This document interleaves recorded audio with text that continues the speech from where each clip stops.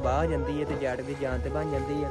ਜੱਟ ਕਹਿੰਦਾ ਕਿ ਹੁਣ ਇਹਦਾ ਕੀ ਕਰੀਏ ਹੱਲ, ਤੇ ਬਸ ਕੀ ਹੈ ਸਬਰ ਸ਼ੁਕਰ ਹੀ ਕਰਨਾ, ਹੋਰ ਕੀ ਕਰਨਾ। ਤੇ ਉਹਦੇ ਨਾਲ ਨਾਲ ਹੀ ਮੈਂ ਵੀਡੀਓ ਬਣਾ ਕੇ ਦੱਸੀਏ ਕਿ ਇਹ ਜੇ ਜੱਟ ਦੀ ਲਾਈਫ ਹੈ ਨਾ, ਜਿਹੜੀ ਜੱਟ ਦੀ ਜ਼ਿੰਦਗੀ, ਅਸਲ ਜ਼ਿੰਦਗੀ ਇਹ ਜ਼ਿੰਦਗੀ ਜਦੋਂ ਫਸਲ ਤਬਾਹ ਹੋ ਜਾਂਦੀ ਹੈ ਨਾ, ਫਸਲ ਉਦੋਂ ਜੱਟ ਕਹਿੰਦਾ ਕਿ ਮੇਰਾ ਨੁਕਸਾਨ ਹੋ ਗਿਆ। ਜੱਟ ਤੋਂ ਅੰਦਰੋਂ ਟੁੱਟ ਜਾਂਦਾ ਕਿ ਕੀ ਹੋ ਗਿਆ, ਹੁਣ ਕੀ ਹੋਣਾ ਅੱਗੇ ਤੇ ਕੀ ਨਹੀਂ ਹੋਣਾ। ਤੇ ਐਂ ਕਰਕੇ ਨਾ ਖਿਆਲਾਤ ਦਿਲ 'ਚ ਆਉਂਦੇ ਨੇ। ਤੇ ਸੁਬਾਹ ਉੱਠੇ, ਉੱਠ ਕੇ ਫਸਲ ਧਿਆਨ ਮਾਰਿਆ, ਫਸਲ ਤੇ ਉੱਕਾ ਤਬਾਹ ਹੋ ਗਈ। ਰਾਤੀ ਵੀ ਆਏ ਸੀ, ਰਾਤੀ ਅਸੀਂ ਵੇਖੀ, ਅਸੀਂ ਕਿਹਾ ਰਾਤੀ ਕੀ ਨਜ਼ਰ ਆਉਂਦੀ, ਸੁਬਾਹ ਅਸੀਂ ਕਿਹਾ ਹੋਏਗੀ ਤੇ ਸੁਬਾਹ ਜਾ ਕੇ ਅਸੀਂ ਵੇਖਾਂਗੇ ਕੀ ਹਿਸਾਬ ਕਿਤਾਬ ਹੈ।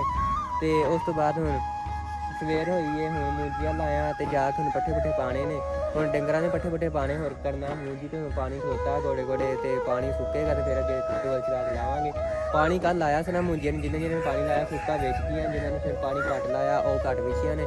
ਬਸ ਅੱਲਾ ਦੀ ਕਰਨੀ, ਭਾਵੇਂ ਪਾਣੀ ਲਾਓ ਤੇ